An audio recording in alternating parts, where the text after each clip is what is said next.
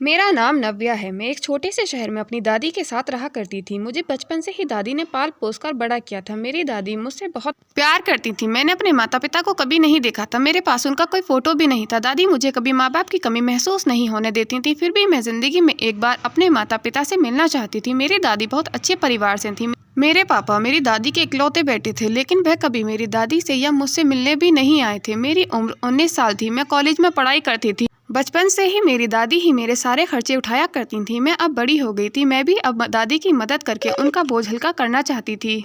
मैंने कई जगह नौकरी के लिए अप्लाई भी किया था, लेकिन अभी कहीं से भी कोई रिस्पांस नहीं मिला था। मेरी दादी अचार का बिजनेस किया करती थी। मैं भी कभी कभी दादी की मदद कर दिया करती थी, लेकिन दादी मुझे अचार नहीं बनाने दिया करती थी। वह कहती थी, बेटा तू ये काम मत किया कर, बस तू पढ़ाई किया कर। अब मैं दादी को और मेहनत नहीं करने देना चाहती थी। मैं एक लड़के को पसंद करती थी। वह भी मेरी तरह एक नॉर्मल फैमिली से बिलोंग करता था। उसका नाम आरव था। आरव एक मैच्योर लड़का था। वह एक गांव से था। वह अपने घर से दूर यहाँ पढ़ाई करने आया था। वह हमारी क्लास का टॉपर था। मेरी और आरव की पहली मुलाकात लाइब्रेरी में ही हुई थी। मैं लाइब्रेरी में एक बुक ढूंढ रही थी, तभी मैं आरव से टकरा गई। मेरी नजर उस किताब पर पड़ी जो आरव के हाथ में थी। मैं काफी टाइम से उस किताब को ही ढूंढ रही थी। मैंने आरव को सॉरी बोला तो उसने कहा कि कोई बात नहीं, मैंने भी नहीं देखा था। आरव बहुत शांत लड़का था। उसके चेहरे पर बहुत सादगी थी। उसमें आजकल के लड़कों जैसी शो ऑफ की आदत नहीं थी। आरव मुझे पहली ही नजर में बहुत अच्छा लगा था। मुझे एक असाइनमेंट कंप्लीट करना था। मैंने आरव से कहा कि मुझे ये बुक चाहिए, मुझे आज ही असाइनमेंट कंप्लीट करना था। आरव ने कहा कि मुझे भी असाइनमेंट कंप्लीट करना है, क्यों ना हम साथ में ही असाइनमेंट कंप्लीट कर लें। मैंने कहा ठीक है। मैंने और आरव ने अपना असाइनमेंट कंप्लीट कर लिया था। धीरे धीरे मेरी और आरव की दोस्ती गहरी होती गई थी। आरव बहुत ही अच्छा लड़का था। मैं और आरव ज्यादातर एक साथ ही पढ़ाई किया करते थे। हम दोनों एक ही कंपनी में जॉब के लिए अप्लाई कर रहे थे। धीरे धीरे मेरी और आरव की दोस्ती प्यार में बदलने लगी थी। हम दोनों ही इंटरव्यू के लिए बहुत मेहनत कर रहे थे। अगले दिन मैं शहर की सबसे बड़ी कंपनी एलएच ग्रुप में इंटरव्यू के लिए गई थी। कंपनी में बहुत से लोग इंटरव्यू के लिए आए थे। मैं अपने पिछले साल के इंटरव्यू की एक्सपीरियंस की वजह से बहुत ज़्यादा कॉन्फिडेंट नहीं थी। मुझे लग रहा था कि शायद मुझे आज भी नौकरी नहीं मिलेगी। अगला नंबर मेरा ही था। मैंने एक लंबी सांस ली और इंटरव्यू के लिए चली गई। मेरा इंटरव्यू बहुत अच्छा हुआ था। मुझे यकीन ही नहीं हो रहा था कि मेरा इंटरव्यू इतना अच्छा हो सकता है। उन्होंने जितने भी सवाल किए थे मैंने उनके अच्छे से जवाब दिए थे, पर मुझे एक बात सोचकर बहुत हैरत हो रही थी। इंटरव्यू पैनल में जितने भी सवाल किए गए थे वह सारे क्वेश्चन आरव ने ही प्रिपेयर कराए थे। ये सब क्वेश्चन आरव को कैसे पता हो सकते थे, लेकिन मैंने इस बात को इग्नोर कर दिया। मुझे लगा कि आरव कॉलेज का टॉपर है तो उसे ये सब आता होगा। कुछ दिन बाद आरव अपने माता पिता को लेकर मेरे घर आया।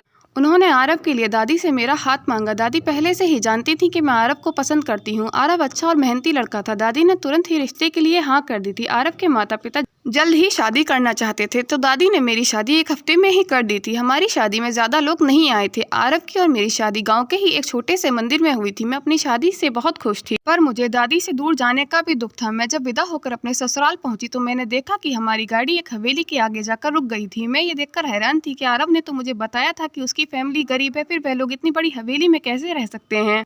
हवेली पूरी तरह से लाइटों से जगमगा रही थी। मैंने अपनी जिंदगी में इतनी बड़ी हवेली पहले कभी नहीं देखी थी। हवेली के बाहर बहुत सारी लड़कियां हाथों में फूलों के ताल लेकर खड़ी थी। मेरी हवेली में स्वागत बहुत अच्छे से हुआ था। कुछ लड़कियां मुझे एक कमरे के बाहर छोड़ गईं और कहने लगी कि बीबी जी, इस कमरे के अंदर जाने की इजाजत सिर्फ आपको है। मैं दरवाजा खोलकर कमरे में गई तो मैंने देखा कि पूरा कमरा गुलाब के फूलों से सजा हुआ है। मैं बेड पर बैठकर आरव का इंतजार करने लगी। कमरे में हर चीज बहुत ही सलीके से रखी हुई थी। कमरे के इंटीरियर से लेकर फर्नीचर तक बहुत ही अच्छा था। मैं अपनी ही सोचों में गुम थी। मैं यही सोच रही थी कि न जाने आरव का इंतजार करते करते मेरी कब आंख लग गई थी। सुबह जब मेरी आंख खुली तो आरव मेरे सामने बेड पर ही बैठे हुए थे। वे बहुत प्यार से मुझे देख रहे थे।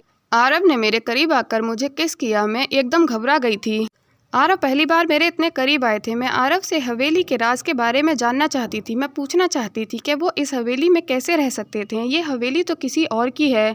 मैं कुछ बोलने ही वाली थी कि आरव ने मेरे होठों पर अपनी उंगली रखकर मुझे चुप करा दिया और मेरे करीब आकर मुझे किस करने लगे। तभी किसी ने आकर दरवाजा खटखटाया तो आरव ने एक नजर दरवाजे की तरफ गुस्से से दौड़ाई और बहुत ज्यादा गुस्से में बेड से उठकर दरवाजे की तरफ गई। मैंने आरव के चेहरे पर पहली बार इतना गुस्सा देखा था। आरव गुस्से से कमरे से बाहर चले गए थे। मैं भी उठकर तैयार होने चली गई थी। तभी मेरे कमरे में एक लड़की आई जिसका नाम रेवा था।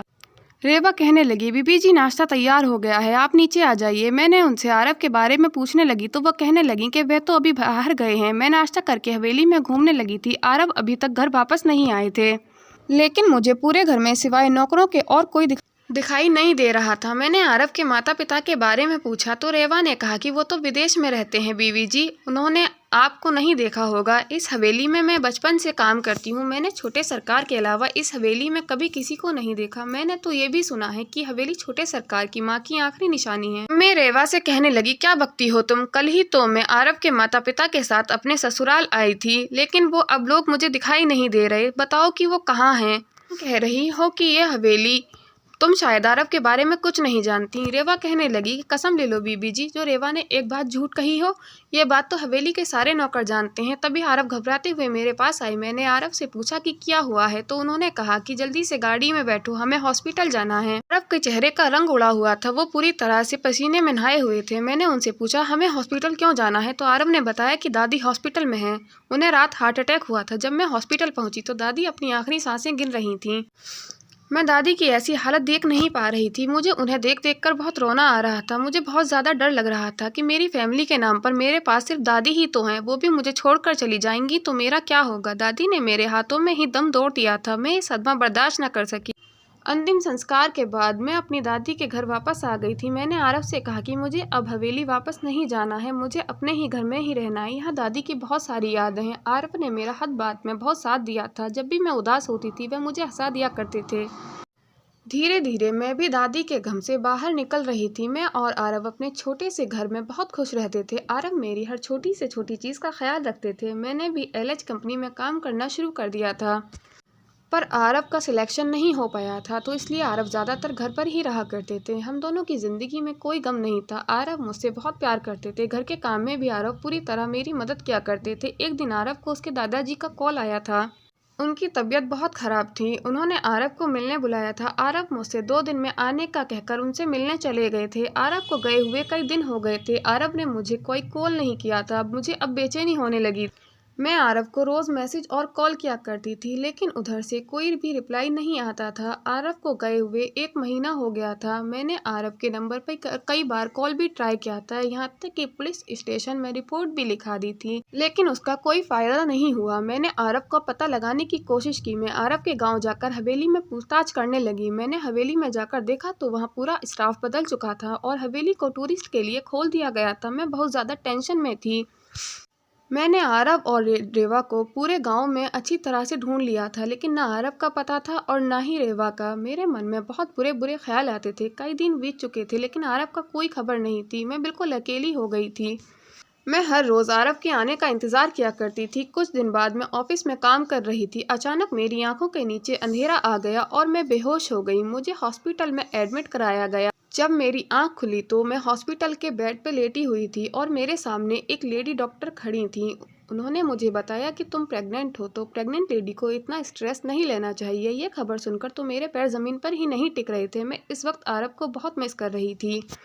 काश इस खुशी के पल में आरव भी मेरे साथ होता। मैंने आरव को कई कॉल और मैसेजेस भी किए थे, लेकिन उधर से कोई भी रिप्लाई नहीं आया था। अगले दिन मैं जब ऑफिस पहुंची तो सब मुझे बहुत अजीब नज़रों से देख रहे थे। मैंने उन लोगों को इग्नोर करके अपना काम करना शुरू कर दिया था। काफ़ी समय बाद भी जब लोगों का घूरना कम नहीं हुआ तो मैंने अपनी एक कलीग से पूछा कि ये सब लोग मुझे ऐसे क्यों देख रहे हैं। उसने कहा कि तुम प्रेग्नेंट हो, तुम्हारी तो अभी शादी भी नहीं हुई थी। ऑफिस में किसी को नहीं पता था कि मैं शादीशुदा हूँ। कुछ देर बाद मुझे ऑफिस में बुलाकर फायर कर दिया गया। मैंने उनसे पूछा कि मैंने तो कोई गलती भी नहीं की है, ना ही मेरे काम में कोई गलती, फिर आप मुझे किस बेसिस पर फायर कर रहे हैं? उन्होंने कहा कि अनमेरिड प्रेग्नेंट कोई भी लड़की इस कंपनी में काम नहीं कर सकती, ये कंपनी की पॉलिसी के खिलाफ है। मैंने मैनेजर से कहा कि मैं मैरिड हूँ, तो मैनेजर ने कहा कि ठीक है, तो अपनी शादी का सर्टिफिकेट ऑफिस में सबमिट करा देना। मैंने उनसे कहा कि मेरी शादी रजिस्टर्ड नहीं है, तो फिर तुम अपने हस्बैंड के साथ रजिस्ट्रेशन कराकर 1 हफ्ते में सबमिट करा देना। लेकिन मैं उन्हें कैसे बताती कि मेरी शादी तो 3 लोगों की मौजूदगी में हुई थी। मैं कैसे कोई रजिस्ट्रेशन करा सकती थी? मेरे पास तो मेरा पति ही नहीं था, ना ही मेरी और आरव की शादी की कोई फ़ोटोज़ थी। जिन 3 लोगों के सामने हमारी शादी हुई थी वह भी मेरे पास नहीं थे। मुझे एलएच से नौकरी छोड़नी पड़ी थी। दोस्तों, अगर ये कहानी पसंद आई हो तो इसका पार्ट 2 भी कल अपलोड कर दिया जाएगा। क्या नव्या आरव से दोबारा मिल पाएगी? क्या आरव ने नव्या को धोखा दिया था? आरव इतने दिनों से कहाँ था? क्या नव्या इन मुश्किलों का सामना कर पाएगी या इन सब मुश्किलों से हार मान जाएगी? दोस्तों, अगर हमारी कहानी आपको पसंद आती है तो वीडियो को लाइक, कमेंट और शेयर करें और मेरे यूट्यूब चैनल को सब्सक्राइब करें। हमारी कहानी को अंत तक देखने के लिए धन्यवाद।